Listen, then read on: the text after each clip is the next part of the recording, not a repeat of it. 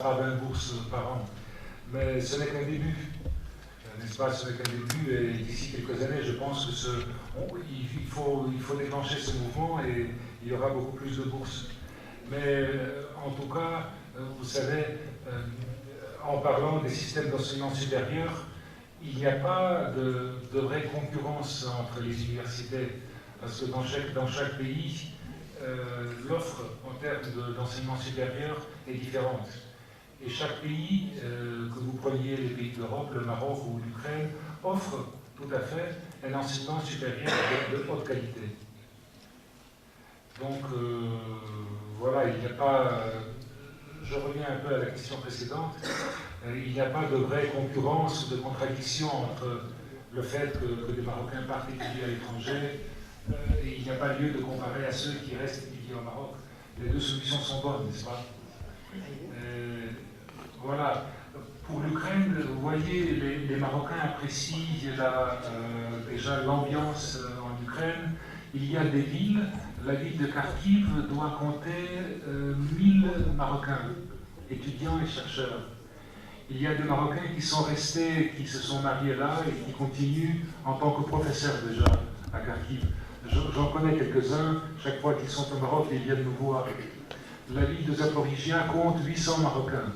Imaginez-vous, 1800 Marocains, c'est un bourg, n'est-ce pas? C'est une grande communauté. Donc là, je vois dans ce chiffre, je vois dans cet attrait, dans cet intérêt réciproque entre deux pays, un très bon présage pour l'avenir de nos relations. Donc, je profite pour poser une dernière question aussi à l'ambassadeur, moi qui s'intéresse à la diaspora marocaine un peu dans le monde. Vous avez parlé de 3500 Marocains, étudiants. Ma question est de savoir s'il y a d'autres Marocains qui vivent et travaillent en Ucranie pour d'autres raisons que les études. Oui, le plus souvent, ce sont des Marocains qui ont étudié en Ukraine, qui se sont mariés en Ukraine et qui travaillent dans le domaine de l'enseignement, ou bien qui sont médecins et professeurs de médecine. J'ai rencontré quelqu'un, par exemple, un Marocain qui préside l'association de médecins arabes d'Ukraine. Donc il y a une association de médecins arabes d'Ukraine présidée par un Marocain. Donc le plus souvent, ces domaines d'activité sont liés aux études que ces Marocains ont faites en Ukraine. Donc, une exception, une dernière. Donc, il y a le professeur Soulabi d'abord, et puis l'étudiant. Bonsoir à tous. Monsieur l'ambassadeur, soyez le bienvenu au sein de notre faculté ce soir. Et merci d'avoir animé cette soirée. Ma question, d'après que vous avez parlé d'une richesse linguistique en Ukraine, cela veut dire que je me demande quelle est la langue officielle dans la République ukrainienne.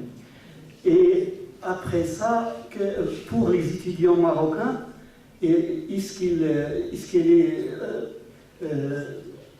qu'ils doivent maîtriser la langue ukrainienne pour suivre leurs études chez vous, ou il y a une possibilité d'utiliser d'autres langues comme le français, l'anglais ou d'autres langues? Merci.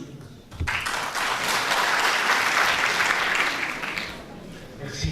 La langue officielle, la langue d'État en Ukraine, c'est la langue ukrainienne. Mais le russe est largement parlé.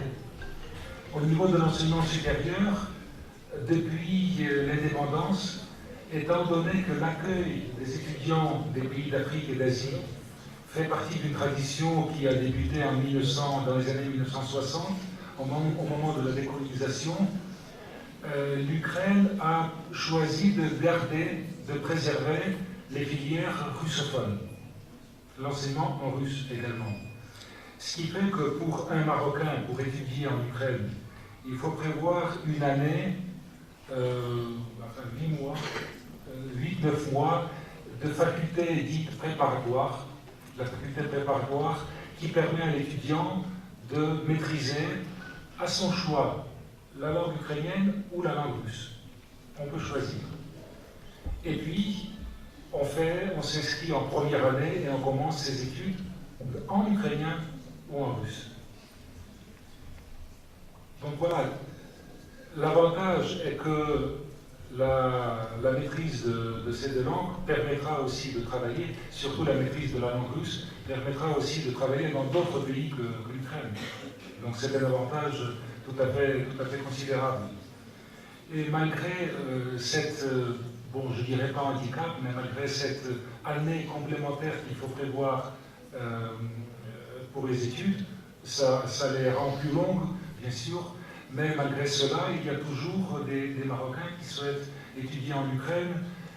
J'arrivais au Maroc en 2011, 435 Marocains partaient étudier en Ukraine. L'année dernière, 1240 étudiants partaient. Donc vous voyez, ce chiffre a triplé en 5 ans. Donc la dernière question. بالنسبه للقضيه ديال اللغه اولا هما يعني كاين سنه كيبقى السيد السفير اعداديه ديال اللغه فيها 8 شهور تحضيريه من بعد كدير التخصص اللي بغيتي او الدراسه اللي بغيتي لكن كاينه دراسه بالانجليزيه بالنسبه للطلبه اللي كيدخلوا الانجليزيه كيمكن له ما يضيعش ديك السنه التحضيريه ويديرها مباشره بالانجليزيه انما يعني غالب الاراء انه من الاحسن تكون الدراسه باللغه الام ديال الدوله لانها كتكون يعني فائده او استفاده اهم من انه تكون لغه لان هما بلاصتهم تلقاو مشاكل يعني في اللغه الانجليزيه. تفضل اخي متدخل.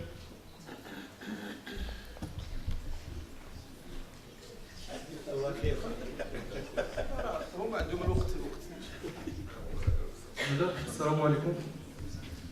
أشكر السيد السفير على الزيارة لمدينة مكناس، وأشكر الأستاذ جمال الحمر والأستاذ بن عمر رشيد. أما سؤالي المطرح، هل بعد فترة دراسة في الجامعة الأوكرانية هل توفر للطلبة فرص شغل تتماشى مع الشعبة التي تم دراستها في الجامعة؟ فمثلا طالب شعبة التاريخ هل يمكنه الالتحاق بالمعاهد العليا للدراسات الأركيولوجية مثلا؟ وشكرا للسيد السفير.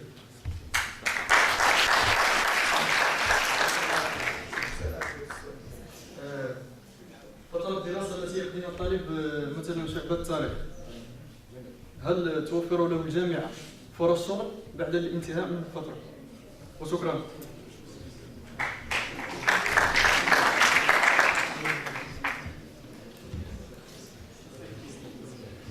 Donc, vous savez, le Royaume du Maroc a une procédure de reconnaissance des diplômes étrangers qui est commune pour tous les diplômes du monde, pour tous les pays, où que ce diplôme ait été obtenu. Donc, que vous veniez avec votre diplôme d'études supérieures des États-Unis et d'Ukraine, c'est la même procédure d'homologation de ces diplômes. Donc là, il n'y a pas de diplôme de meilleur ou de diplôme moins bon, parce que la procédure est la même pour tous.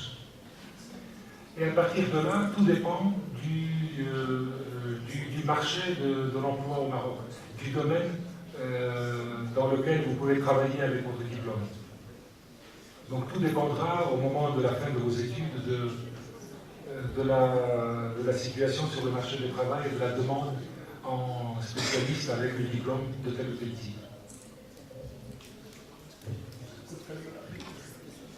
Donc, au nom du département d'histoire, Monsieur le doyen, on remercie son Excellence l'ambassadeur de l'Ukraine et nous remercions les étudiants pour leur présence, leurs questions et nous espérons que il y ait une bonne initiative pour d'autres rencontres. Et je vous remercie.